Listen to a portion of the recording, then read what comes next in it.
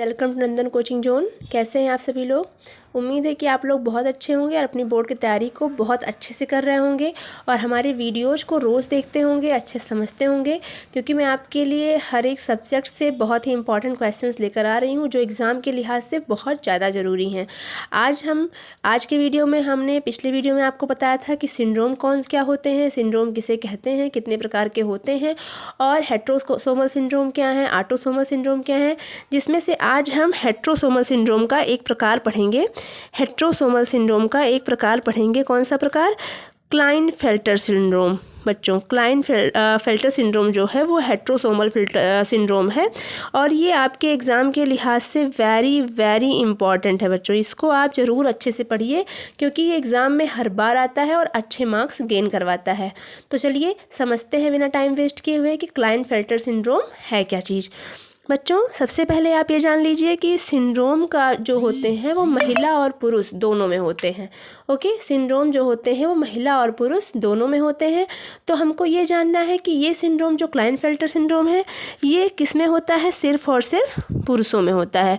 आपको पता है पुरुष में जो है एक्स और वाई होते हैं लिंग गुणसूत्र। एक्स और वाई क्या होते हैं?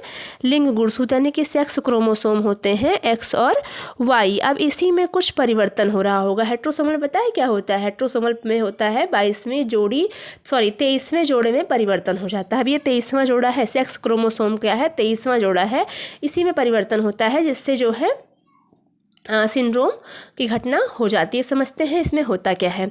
देखिए, इस सिंड्रोम से जो ग्रसित होता है पुरुष, मतलब इसमें जो जिसको सिंड्रोम ये हो जाता है उसमें एक अतिरिक्त गुणसूत्र जुड़ जाता है। मतलब 23 जोड़े गुणसूत्र होते हैं, 23 जोड़े मतलब 23 दूना 46। अब इसमें जो है एक गुणसूत्र एक्स्ट्रा आके जुड़ जाता है तो इनकी संख्या क्या हो जाती है? 47 हो जाती है इनकी संख्या। जैसे देखिए 44 ऑटोसोम्स हैं। 44 क्या होते हैं? ऑटोसोम्स होते हैं जो सब में पाए जाते हैं, महिला में पाए जाते हैं और पुरुष नहीं पाए जाते हैं। लेकिन जो अब एक होता है सेक्स क्रोमोसोम। 44 तो ऑटोसोम्स होते हैं और एक होता है सेक्स क्रोमोसोम मतलब लिंग गुणसूत्र। अब इसी वाले लिंग गुणसूत्र में दोनों को मिला के कितने हो जाते हैं? 46 हो जाते हैं। अब एक एक्स गुणसूत्र आके जुड़ जाता है। एक क्या जुड़ जाता है करके? एक्स गुणसूत्र आकर जुड़ जाता है। इससे संख्या कितनी जाती है? 47 संख्या हो जाती है। और आपको पता है एक्स गुणसूत्र किसका है? ये फीमेल का लक्षण है। ये किसका लक्षण है? फीमेल का लक्षण है।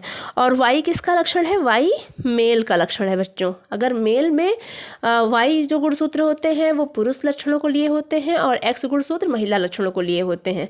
इसको मैं आपको अगले वीडियो में अच्छी तरह से बताऊँगी, जब मैं आपको बताऊँगी कि मनुष्यों में लिंग निर्धारण कैसे होता है। ठीक है, अब एक चीज़ समझिए कि ये जो सिंड्रोम होता है वो ज़्यादा नहीं होता है। ये नहीं कि हर एक तीसरे व्यक्ति में हो रखा हो, नहीं।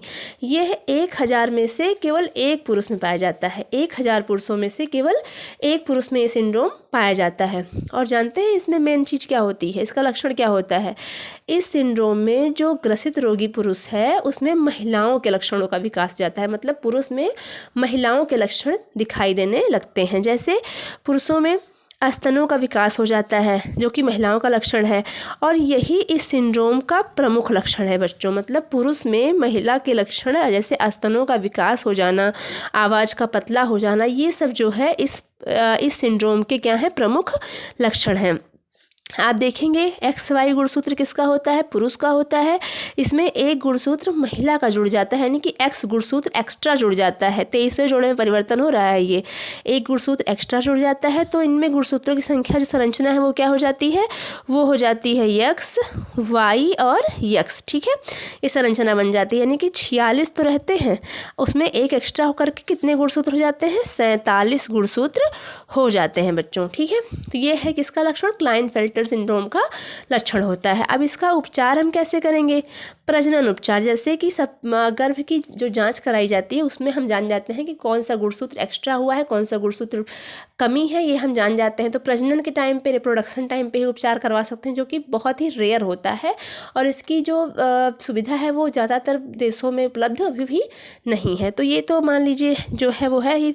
दूसरा क्या है? मनोवैज्ञानिक परामर्श, मतलब जिसको ये रोग हो गया है उसका हम साइकोलॉजिकल इलाज करें, उसको हम हीन भावना से ग्रसित ना होने दें। ठीक है, दूसरा चीज़ ये है। तीसरा है अतिरिक्त स्तन ऊतक को हटाना। आपको पता है, आप साइंस के स्टूडेंट हो, आपको पता है कि हमारे शरीर में जो अंग होते हैं उनका निर्माण किससे होता है? उनका निर्माण ऊतकों से होता है। तो अगर शरीर में, पुरुष के शरीर में स्तन के ऊतक बन गए हैं, ब्रेस्ट के टिश्यूज बन गए हैं, तो इन टिश्यूज को हटा करके हम इसका उपचार कर सकते हैं। फिर है हार्मोनल रिप्लेसमेंट थेरेपी। मतलब महिला के हार्मोन अलग होते हैं, पुरुष के हार्मोन अलग होते हैं। तो अगर हम हार्मोन्स का रिप्लेसमेंट कर दें, मतलब अगर किसी पुरुष में ये रोग हो गया है तो उसके उन हार्मोन्स को अगर हम निकाल देते हैं तो भी हमको इस रोग में ज़्यादा मतलब सुविधा मिल सकती है, रोग अधिकतर ठीक हो सकता है। फिर समर्थन और शैक्षिक मूल्यांकन, मतलब उसको, जिस पुरुष को ये रोग हो गया है उसको हीन भावना से ग्रसित ना होने दें, उसका जो है मूल्यांकन करें, उसका समर्थन करें कि ये कोई बहुत बड़ी बात नहीं है, ऐसा किसी को भी हो सकता है। ओके बच्चों, तो पढ़ाई लिखाई का अर्थ यही है कि आप एक अच्छे नागरिक बने, आप लोगों को समझें। किसी को कोई प्रॉब्लम है, किसी को कोई रोग है, तो उसका हंसी मजाक बनाने के बजाय उसके साथ सहानुभूति रखें। ठीक है, विज्ञान आपको ये भी सिखाता है और पढ़ाई लिखाई आपको ये सिखाती है कि अच्छा इंसान कैसे बना जाए। तो आप इस वीडियो को एक बार फिर से देखिए, समझिए कि इसमें हमने आपको क्या बता रखा है और हमने क्या समझा रखा है। मिलते हैं नेक्स्ट वीडियो में नए टॉपिक के साथ, तब तक के लिए धन्यवाद। Keep learning.